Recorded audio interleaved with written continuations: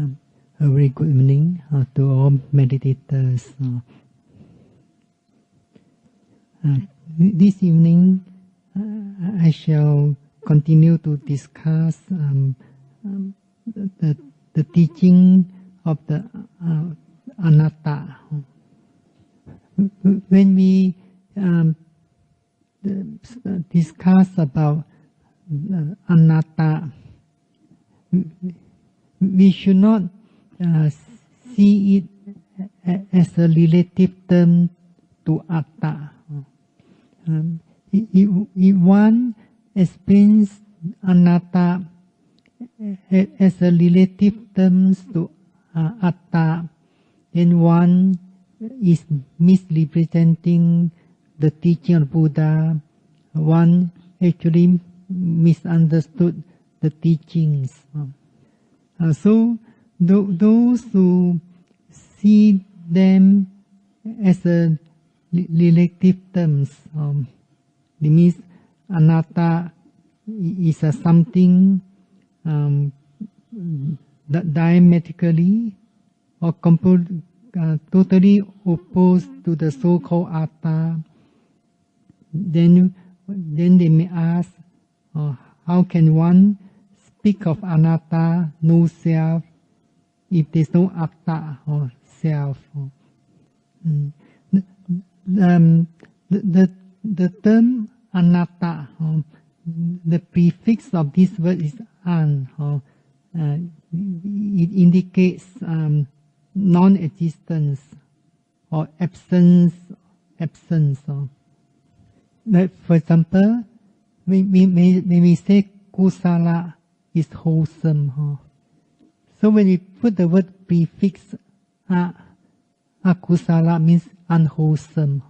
The opposite of wholesome is unwholesome. But here, when we say Atta Anatta, we cannot say that Atta, the opposite of Atta is Anatta, because there's no Atta.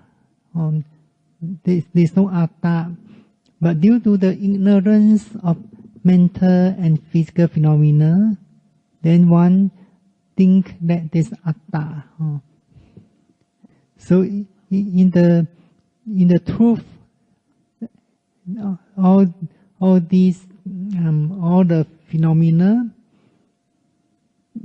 of the Paramattha Dhamma have the nature of Anatta.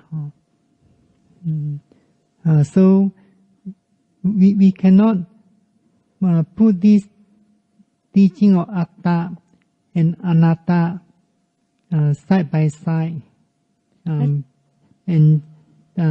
discuss about it. So it's different from the teachings of in relative terms like kusala, akusala. You put it side by side and you can see the difference. So in the teachings of Anattalakkhana Sutta, the Buddha explained the meaning of anatta. This is one of the very important teachings of the Buddha.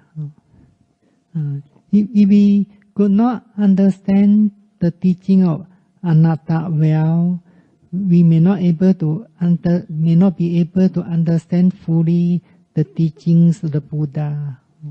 So the Buddha explains about these 5 aggregates, the aggregates of materiality or rupa khanda, the aggregate of feeling or sensation, vedana khanda, the aggregate of perception, sanya khanda, or the aggregate of mental formation, sankhara khanda, and the aggregate of consciousness, vyakhanda, how we can realize them, the nature of anatta.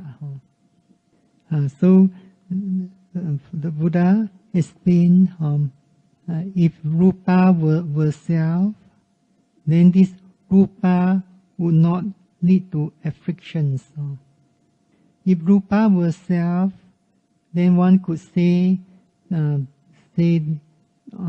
the rupa, or let the body be task, or let the body not be task. Let the body be task. For example, one wishes that the body will always stay in the excellent conditions. Or for example, one wishes to be healthy, look handsome, beautiful all the time. And let the body not be tasked. For example, one wishes that the body will not be in the worst condition. Condition means the body getting older and older, or decaying, and so on. So as you know, this body also subject to sickness or disease. So when the body is not well, sick, one may spend a lot of time to take care of it. Sometimes one may has to spend all the wealth in order to recover from sickness. That's why there's a saying, health is wealth. Health is wealth. Do you agree? So this why one of the aspects of the Annata means not amenable to your wish or to your view.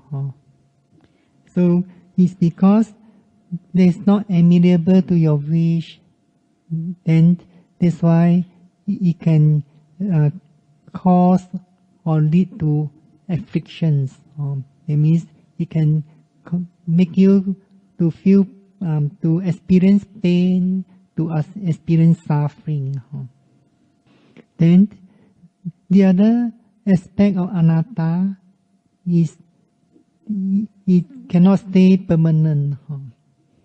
So the Buddha asked the group of 5 bhikkhus, is the rupa permanent or impermanent? So of course the answer is impermanent. Then the Buddha asked further, which is impermanent, is it painful or pleasant? So the group of 5 bhikkhus answers painful. So that's why if we define dukkha in accordance with the scriptures, the correct definition is what is impermanent is dukkha. Very often when one enjoys sensual pleasures or all kinds of happiness, one may wish that this happiness will last forever or not subject to any change. So everyone wishes the experience of happiness or the experience of welfare in one's life will last forever. But when change is taking place and if one doesn't understand the truth of the change, then suffering, one will experience suffering. Then the Buddha asked further, that which is impermanent, painful, subject to change, can it rightly be regarded as this is mine, or this what I am, or this myself? If there's a self, then you can wish that is for example the present feeling will be permanent or everlasting. So everything subject to change. So we to understand or realize correctly anatta, one needs to develop insight knowledge or wisdom. It is not possible to understand or to realize the teaching of anatta by thinking or by analyzing the phenomena in terms of impermanent or unsatisfactory and no self. So one do not realize the five aggregates as they really are, then they have this notion of atta or self or soul. So those who have the notion of atta, then some may think that will this atta will be annihilated at the end of the life. If it's not annihilated at the end of life, then one may think that this atta is permanent, or some even think that atta is indestructible. So sometimes one they think that since there's no atta, then who shall experience the effect of the deeds? Who shall experience the results of the deeds? So who shall experience the results of the deeds?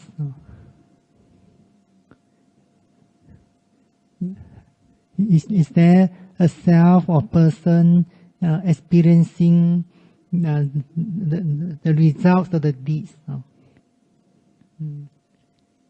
So the Buddha also taught in the teachings an important discourse, where the Buddha say it is wrong to say that the doer or the deed is the same as the one who experiences its results.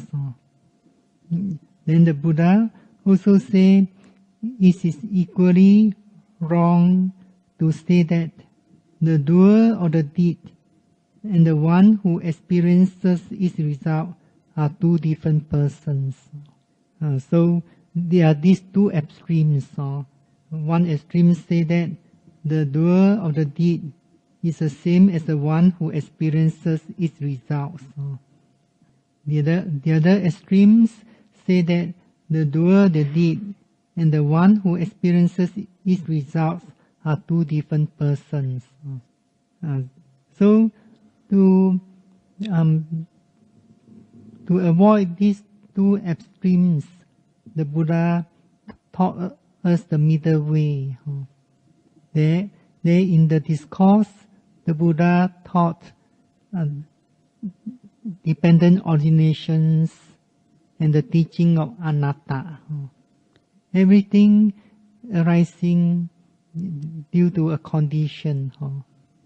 So when you practice mindfulness meditation well and when you're able to realize the specific and common characteristics of the mental and physical phenomena, then you know that these two views are wrong views. So first of all, you have to ensure that your mindfulness becomes more and more constant, continuous for longer and longer period of time, and you could sustain it day by day.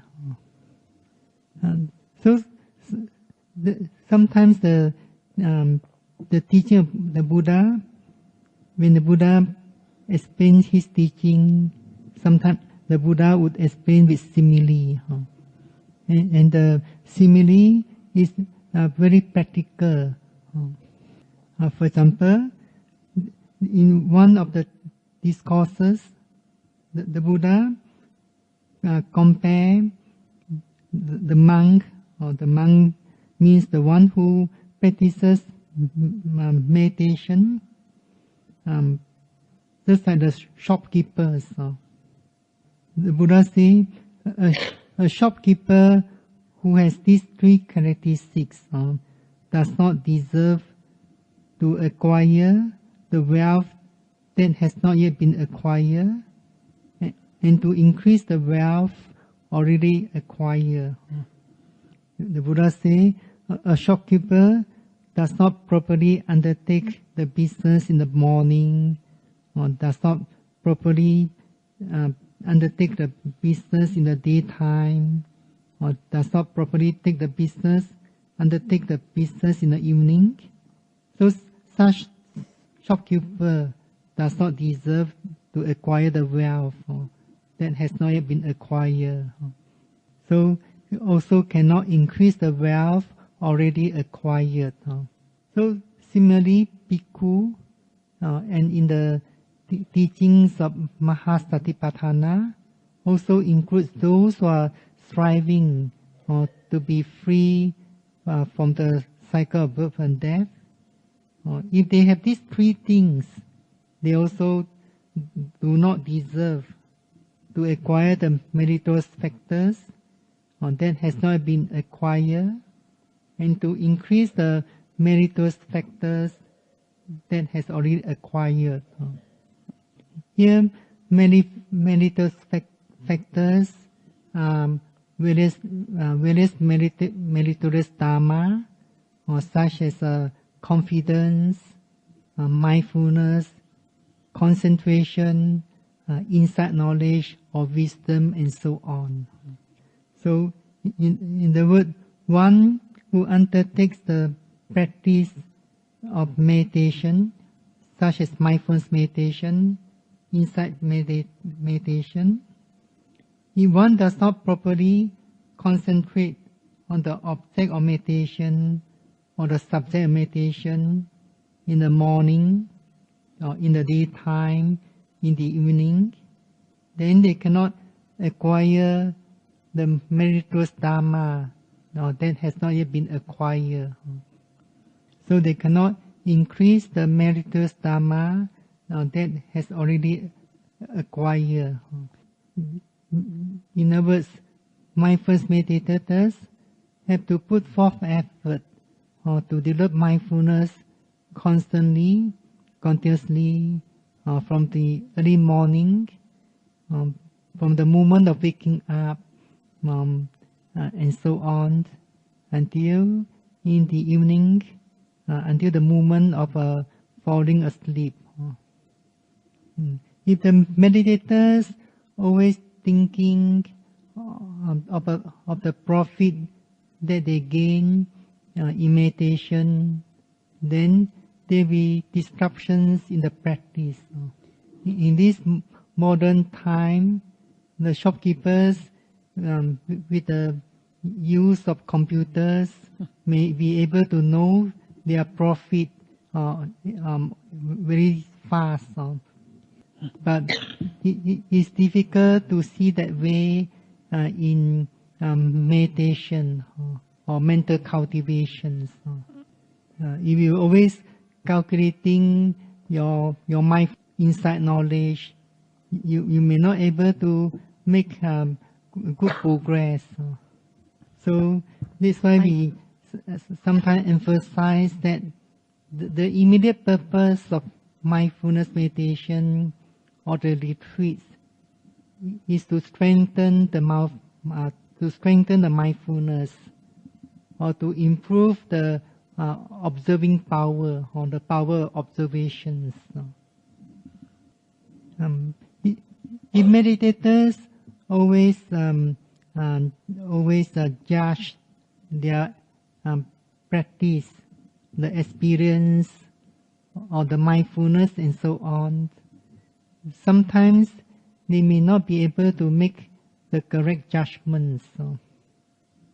As they judge, they may also have some expectations, and the when they cannot meet their expectations, then there will be disappointment, frustration, and so on. And eventually, it can lead to the mind, or cause the mind more restless, more thinking. So it's better to concentrate your mind on the subject meditation or the object meditations. So when you realize there's a thinking or analyzing the experience, you should be quick enough to note thinking, or analyzing. So only the mind free from hindrances, then you could gain deeper and deeper concentrations.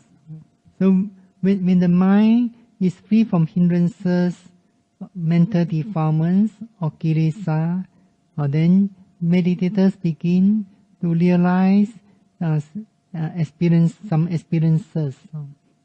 First of all, meditators realize the specific characteristics of the phenomena. For example, when meditators are mindful of the walking meditation and noting lifting, pushing, dropping, and so on, when the mindfulness and concentration are getting stronger, then the movements also becomes clearer. When they are mindful of the rising movements or the falling movement of abdomens, when the mindfulness is precise, attentive, and there's deep concentration, meditators also realize the movements of rising, falling, becoming clearer and clearer. In this meditation, meditators may be mindful of the various processes of movements quite often. For example, during sitting meditation, when meditators are mindful of the movements of rising, falling of the abdomen, these movements is wind element. When meditators are practicing walking meditation, as they are mindful of standing, this is also wind element. When meditators are mindful of the movements of the foot, left, right, lifting, pushing, dropping, or lifting, raising, pushing, droppings, the meditators are also experiencing the wind element. So what we meant wind element in the practice of mindfulness meditation, Vipassana meditation, is movements, motions, the nature of support, and also includes vibrations. Then, when meditators are mindful of their daily activities, they could be mindful of many processes of movements, one process after another. Whenever there's a touching, or the hand, for example, the hand touches something, they should be mindful of touching. If they can see the intention, they should also note the intention, and so on. So meditators have to concentrate the mind, have to concentrate their mind to develop mindfulness constantly, continuously. When meditators could realize the movements well, clearly, eventually they also can realize the other elements clearly. So meditators are not only mindful of the movements, if other phenomena becomes more dominant, for the pain that's arising during sitting meditation, or the itchy sensation arising, they should also be mindful of the sensations. So in this meditation, mindful of the mental states is very important. So whenever meditators perceive any mental state arising at that present moment, they have to be mindful and know it until that mental state has disappeared by itself. Sometimes meditators could not realize the arising of the mental state, for example, thinking. But at the moment that they know there's a thinking, then they should know it from that moment onwards. No? They do not have to find out how long I have been thinking. If they look at this way, then they may cause more thinking or analyzing. So when the mindfulness is getting stronger, and when there's constant mindfulness, then meditators realize the specific characteristics of the phenomena clearly. Then they also be able to realize that there's a process of the noting mind that mindful and note the phenomena. So actually the foundation of insight knowledge, the first foundation of the insight knowledge is experiencing no self. In those meditators realize that there's a physical phenomena, for example, movements or hot. Then the other phenomena is a mental process. There's a noting mind. So there are, in other words, there's a pair of process or pair of processes that's happening at that moment. Then meditators realize that the mindfulness or the awareness has the function of cognizing or knowing. Then meditators realize that the physical phenomena cannot cognize anything. So as the mindfulness is improving, meditators realize that when there's an object, then the mindfulness will arise, or depending on that object. If there's no object, the mindfulness or the awareness cannot arise. For example, if meditators could not perceive the rising movements or the falling movements, then they cannot focus the mindfulness at the abdomen. For example, if during walking meditation, if there's no lifting process, meditators cannot focus the mindfulness on the lifting process. For example, some meditators focus the mindfulness at the heel, then they only lift the foot out and not lifting. So sometimes meditators may think that they can note concurrently or synchronize with the movements. But this is not really a correct experience. Do you know why? The object lifting process not yet arising. So some meditators focus there first, then they only start to lift out, then they note lifting.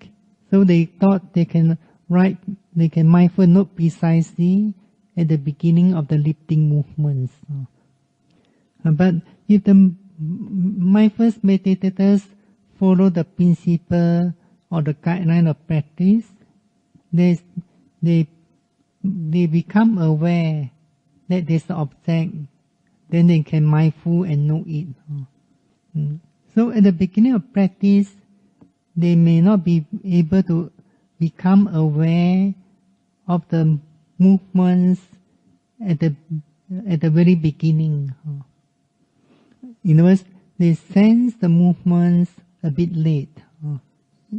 Similarly, they could not mindful and note right at the beginning of other processes of movements, such as lifting or stretching, and so on. For example, meditators lift up the hand for a distance, then they only come to realize that there's a lifting of the hand. Then they can mindful and know it. Sometimes that labeling also come a bit late. First, meditators become aware there's movements, then the labeling may be coming a bit late. So, isn't it? Only when your body moves, then you know there's movements. So even those who do not meditate, they may understand that the body moves first, then they only realize that the more body is moving. So similarly, mindfulness meditators also realize that the body is moving, or the arm is moving, or the foot is moving, then they can mindful and know it. So when the mindfulness is getting sharper and more alert, meditators will become aware of the movements very instantly. This is due to the progress of mindfulness.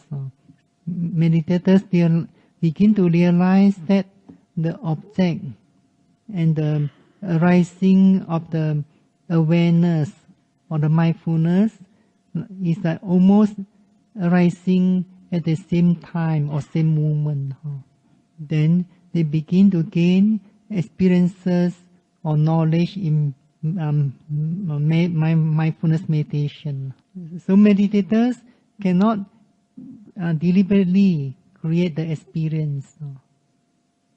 The meditators deliberately make it happen, as if the mindfulness is synchronized with the movements. Then they cannot get the correct experience and correct insight or valid insight. So sometimes some meditators do experience that the mindfulness, as if the mindfulness appears suddenly with an object. Then if the object disappears instantly, then the mindfulness appear in the next moment with another object. So meditators have to keep up the effort so that they realize that the mindfulness is going towards the object or arising with the object almost at the same time. In actual fact, which one arises first? The object first. So meditators begin to realize what I call causal conditions. Then, when the mindfulness is getting sharper, meditators see the intention naturally. There's an intention arising, and then that intention passing away. Then there's movements arising immediately. So there's no self or I commands the foot to move. There's no self or I or to command the body to turn. Then the body start to turn. At that time, meditators only realize there's movements. When there's an intention arising, then the movements will begin by itself. So when the mindfulness getting sharper and concentration getting deeper, then meditators you begin to realize that these movements, the arising and passing away of the movements clearly. meditators realize the change of the form of the movements, or the change of the form or the shape of the movements. Meditators are not really realizing impermanent. You know, form or shape is not the object of Vipassana meditation. But at the beginning of practice, meditators cannot go beyond the form or shape immediately, or the mind take more interest in concept. But when mindfulness and concentration are getting stronger, then the concept, the form or the shape will become a blur or not clear, so clear anymore. Then the movements or the specific characteristics of the phenomena are getting clearer. So eventually meditators could not see the shape of the form. Meditators only see the sabhava lakkhana or the phenomena. Then they only can see the arising and passing of the movements well. For example, meditators realize the process of rising movements is a process by itself. The process of falling movements is another process by itself. At the beginning of practice, meditators could not see these two separate processes clearly. So later on, when they see the process clearly, or process by process, then if the mindfulness and concentration are getting stronger, they will not realize that the rising movements is a single process. They may realize that there are 2-3 processes rising, or 2-3 processes of falling. The stronger the mindfulness, the deeper the concentration, then meditators will see more and more processes. So when meditators mindful of walking meditation, they may gain the same experience. For example, they realize that there are many processes of lifting, or many processes of pushing, or when they are mindful of their daily activities, such as stretching, lifting, they realize there are many processes of lifting, stretching, and so on. So when meditators realize clearly the instant arising and passing away of the mental and physical phenomena, and they could experience constantly, continuously, do you think that they have this notion of self, or notion of soul, or I? So there's no something that's permanent or everlasting. So when the meditators could see the passing away of the phenomena clearly, then they realize that there's no phenomena that are everlasting or permanent. So those who hold the wrong view of sassata ditti, the view of eternity, think that everything is permanent, everlasting. But one who practices mindfulness meditation, insight meditation well, they realize that there's no permanent self, there's no permanent entity. Then how about the view of annihilations? The view of annihilations believe that everything will be annihilated. How do you know from your practice or from your experience that the view of annihilation or ucitaditi is also a wrong view.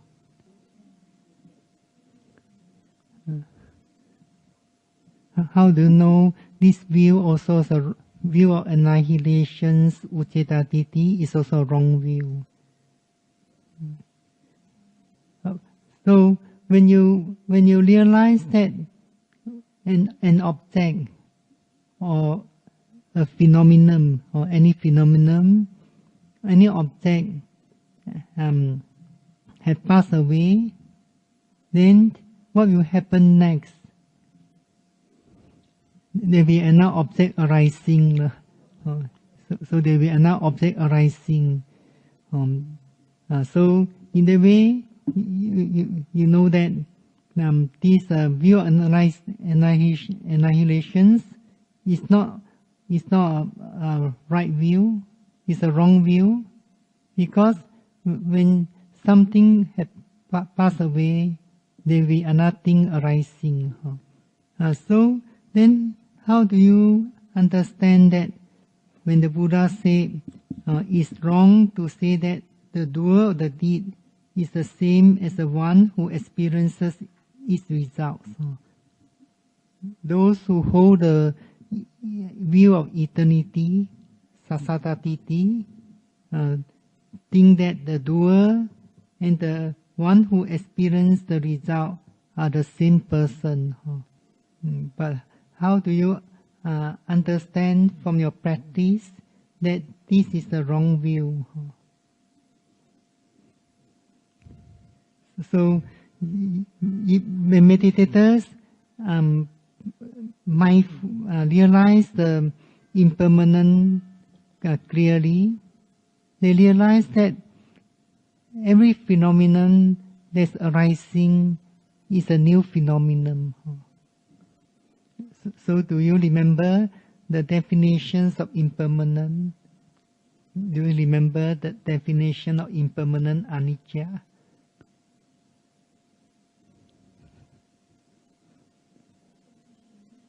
No. Subject to change, yeah. But there's a more important definition or understanding about anicca. So the day I explained that before this phenomenon arising, was the phenomenon already existed somewhere or in a store. That means non-existent before its arising. So after existence for very, very short moment, then vanish or disappear. When it vanished or disappear, did it go to somewhere? So in other words, it ceased to exist. When we say cease, cessation means it doesn't exist anymore. So when we understand impermanence, it's different from others who do not understand clearly. So those who do not understand well may think that this thing has disappeared. When this condition, it will appear again. But when one realizes impermanence correctly, one rightly understand that when the phenomenon vanish or disappear, it ceases to exist. So that's why the next object arising in the following moment is a new object. But as you know, we have been living in this conceptual world for so long. Since we are born, or in the past life, we also living in the conceptual world. So the concepts give us the impression that when one thing disappear, the same thing had disappeared, then it will appear again. So when you practice mindfulness meditation and go and gain more and more experiences, then this clinging to concept, the same entity or sense self, will be getting less and less. So in that way, you infer from your knowledge that the doer of the deeds and the one who experiences the results of the deeds cannot be the same person. Then how about the view of annihilation? The Buddha say it's equally wrong to say that the doer of the deed and the one who experienced its result are two different persons. So if we look at it, you may think that the one who commits the deeds and the one who going to reap the results or experience the result will be two different persons. Then you may think, if I commit something bad, then there's another person going to experience the result. You are not going to experience the result. So how do you reconcile or understand this view, or this wrong view? So maybe you have to meditate. Yeah. So maybe we shall continue tomorrow. So when you understand everything is due to cause and effect, or there's a flow of cause-effect, continuity of cause-effect, then you may know that this view, annihilation view, uttitati, is also a wrong view. So I wish that you put forth effort to develop your mindfulness constantly, continuously, so that you realize the teachings of dependent originations or the causal conditions and Annata well. Then you may understand the profound teachings of the Buddha, and finally you achieve your spiritual goal. Sadhu, sadhu, sadhu.